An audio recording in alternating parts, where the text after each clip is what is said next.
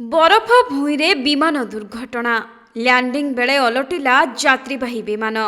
कानाडारे delta airlines plane crash रे 18 जन गुरुतर भावे आहत होइछन्ति एवं आहत माननकु चिकित्सा पई संगे संगे मेडिकल रे भर्ती करा जायछि। मिलिथिबा सूचना अनुसार टोरंटो एयरपोर्ट रे डेल्टा एयरलाइंस CRJ 900 प्लेन अवतरण बेले दुर्घटनाग्रस्त होइछि।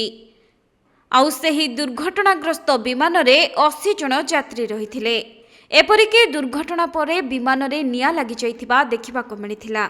तेणु संगे संगे तुरंत यात्री माननकु बाहर करा जिबा सह अग्निशम बाहिनी पहुंची नियाकु आयत्त करिथिले। सेपटे दुर्घटनार कारण जानिबा पई तदंत जारी रहिछि।